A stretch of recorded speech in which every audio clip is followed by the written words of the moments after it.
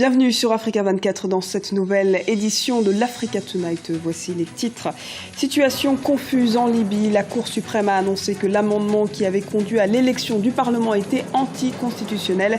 Parallèlement, le désordre persiste dans la capitale Tripoli et de violents combats secouent la deuxième ville du pays, Benghazi.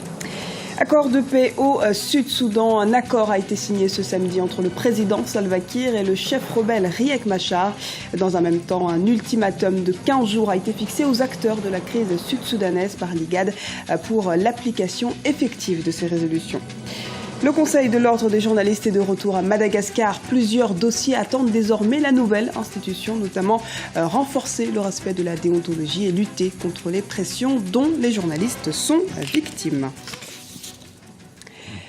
L'invalidation du Parlement libyen paralyse le pays. Après un recours déposé par un député islamiste, la Cour suprême ne reconnaît pas le Parlement issu des élections du 25 juin. Cette décision pourrait ouvrir la voie au retour du Congrès national général, CGN, et placerait le pays de fait sous une double autorité sans qu'il n'y ait d'arbitrage légal possible. Les explications d'Anan Farou. La Cour suprême libyenne était l'une des dernières institutions respectées du pays. Son président Kamal Bachir Dahan avait été nommé dès 2011 par le Conseil national de transition. Mais depuis ce jeudi, la légitimité de la Cour est remise en question. La plus haute juridiction du pays a jugé inconstitutionnel l'amendement qui avait conduit à l'élection du Parlement en juin dernier. La Cour suprême, elle est un petit peu sur la pression des circonstances qui sont à Tripoli. C'est un problème pour toute la Libye actuellement. Il n'y a aucune institution qui fonctionne correctement. Toutes les institutions, ils fonctionnent selon la volonté des gens qui ont le pouvoir. Quelques heures après la décision de la Cour suprême libyenne d'invalider le Parlement, les membres de la nouvelle Assemblée élue ont rejeté le verdict prononcé à leur encontre. Les parlementaires libyens jugent que la décision de la Cour a été prise sous la menace armée. C'est un conflit sur le pouvoir et sur l'argent, bien sûr. Et il faut absolument trouver une solution pour trouver un compromis entre ces gens-là. Tout le reste, c'est les conséquences de ces conflits sur les pouvoirs et l'argent à l'intérieur de la Libye parmi les groupes armés qui maîtrisent la situation sur la terre. La décision de la Cour libyenne et sa contestation par le Parlement interviennent alors que de violents combats se déroulent depuis plusieurs jours à Benghazi. Les violences ont fait plus de 30 victimes en 3 jours.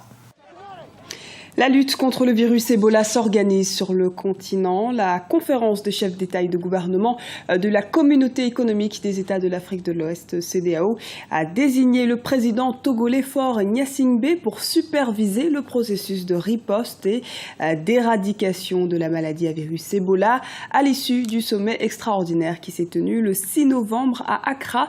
Un plan régional opérationnel de riposte contre la maladie a par ailleurs été entériné lors de ce sommet à huis clos. Ce plan est axé sur le confinement des malades, la gestion concertée de l'épidémie, notamment pour éviter les mesures de fermeture des frontières. Nouvel accord de paix ce samedi au Sud-Soudan entre le président Salva Kiir et le chef rebelle Riek Machar. Les deux parties ont décidé à Addis Abeba, en Éthiopie, d'arrêter les combats et de mettre fin à leur conflit sans condition. Dans un même temps, l'IGAD, autorité est-africaine médiatrice dans le conflit, menace de sanctions, voire même d'une intervention. Les précisions d'Ibrahim Ndiaye. Nouvel espoir de paix au Sud-Soudan. Après 2 jours de négociations à Addis Abeba en Éthiopie, le président Salva Kiir et le chef rebelle Riek Machar ont décidé ce samedi 8 novembre de mettre fin au combat. L'autorité intergouvernementale pour le développement de l'Afrique de l'Est, l'IGAD, a sommé dans la foulée les belligérants à entreprendre des réformes profondes, mais également à signer un accord de partage du pouvoir dans un gouvernement de transition au risque d'être exposé à des sanctions. Cet accord fait suite à de nombreux cessez-le-feu signés entre les deux camps, mais qui n'ont jamais été respectés. Ce qui est compliqué au Sud-Soudan, chaque fois que les accords de paix sont signés et aussitôt après sont violés, depuis le mois de janvier, effectivement, 2014, il y a eu un accord de cessez-le-feu. Au mois de mai, cessez-le-feu. etc. Et chaque fois, les autorités l'IGAD, donc de l'autorité intergouvernementale, n'est-ce pas, de la Corne de l'Afrique, de l'Est de l'Afrique, ont toujours privilégié le dialogue entre les deux belligérants et ont toujours fait confiance en la bonne foi de Riek Machar, qui s'est insurgé contre le pouvoir en place de Salva Kiir au Sud-Soudan. Et ces autorités ont toujours privilégié la voie vraiment du dialogue pour éviter de pénaliser le peuple sud-soudanais. Une autre rencontre entre le président Salva Kiir et l'ancien vice-président rebelle Riek Machar devrait avoir lieu dans les prochains jours. Les Nations Unies ont par ailleurs brandi de nouvelles menaces en cas de non-respect des conditions de l'accord. Naturellement, on peut frapper des sanctions d'embargo les deux dirigeants qui sont en rivalité, Riek Machar et le président Salva Kiir, ou leur entourage direct, mais ça ne règle pas la question politique qui les oppose. Et donc cette fois-ci aussi, je doute fort effectivement que ces deux dirigeants puissent s'entendre, puissent accepter justement ce cessez-le-feu au fond. L'autorité intergouvernementale pour le développement de l'Afrique de l'Est a donné 15 jours aux deux parties pour mener des consultations. Rappelons que le conflit au Sud-Soudan avait éclaté le 15 décembre 2013 lorsque le président Salva Kiir avait accusé son ex-vice-président Riek Machar de fomenter un coup d'État. En Afrique du Sud, le NUMSA ne fait désormais plus partie du COSATU. Le puissant syndicat sud-africain des métallurgistes NUMSA a été exclu de la centrale syndicale. Un premier pas vers une rupture marquée entre l'ANC, le parti au pouvoir, et le syndicat NUMSA. Une décision lourde de conséquences puisque le syndicat avait annoncé la création d'une structure politique, le Front Uni. Cette formation pourrait devenir un sérieux concurrent à gauche de l'ANC, fort de ses 340 000 adhérents. Quelles conséquences pour le parti au pouvoir? Élément de réponse avec Marianne Séverin, analyste politique. La NUMSA avait décidé de créer son propre parti politique, une sorte de parti des ouvriers. Et là, les choses s'accélèrent. En termes politiques, c'est une grosse claque, c'est vraiment une conséquence négative pour le parti ANC, puisque la NUMSA, en tant que confédération alliée au COSATU, faisait partie de ce qu'on appelle l'alliance tripartite avec l'ANC, donc également faisait partie du gouvernement.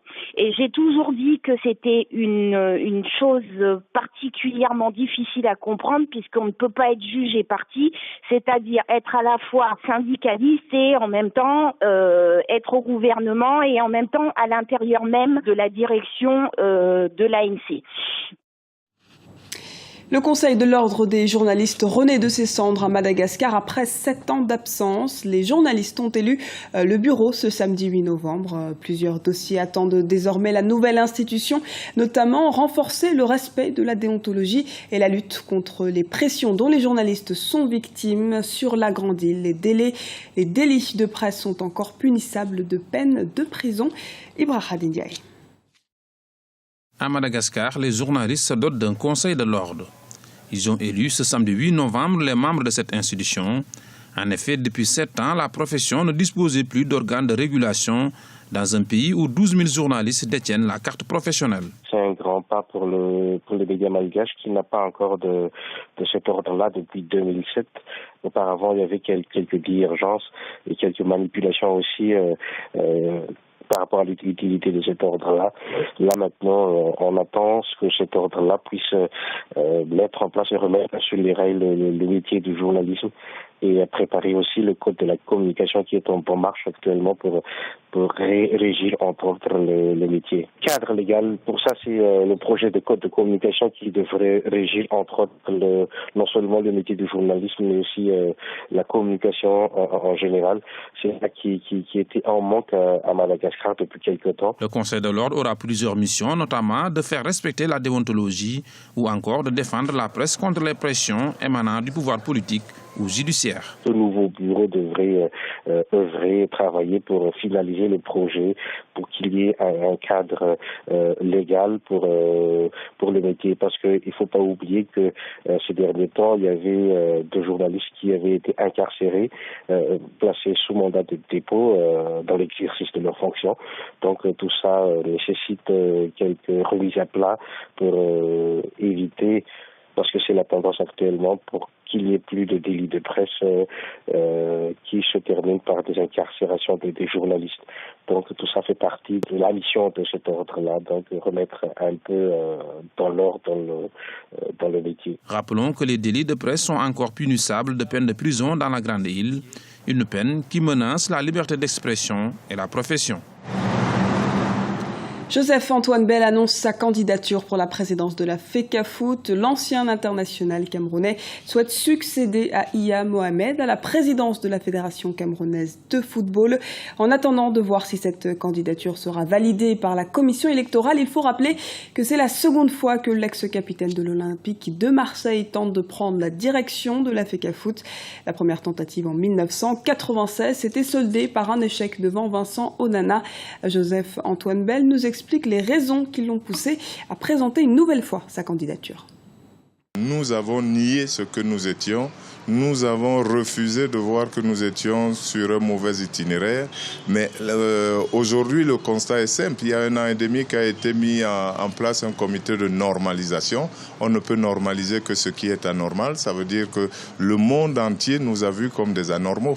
Et donc, nous sommes obligés de montrer notre capacité à faire autrement. Et c'est pour cela que je me présente et c'est pour cela que je trouve plutôt naturel qu'un homme neuf, qu'un homme qui n'a pas participé à ce qui a été considéré par tous comme anormal, puisse se présenter pour pouvoir diriger les affaires.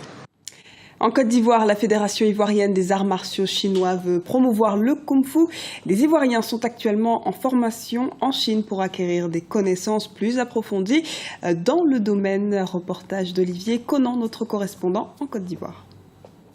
Développer la pratique du kung-fu wushu à art martial chinois en Côte d'Ivoire, c'est la mission de la Fédération ivoirienne des arts martiaux chinois.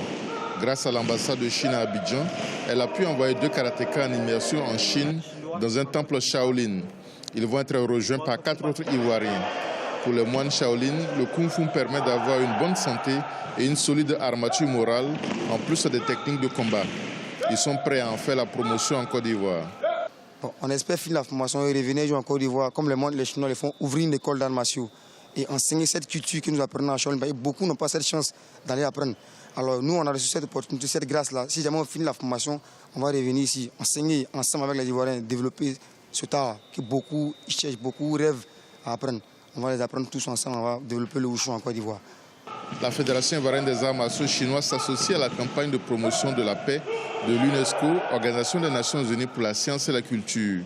Au-delà de l'aspect martial, le kung-fu intègre les valeurs indispensables à la cohésion sociale des pratiquants.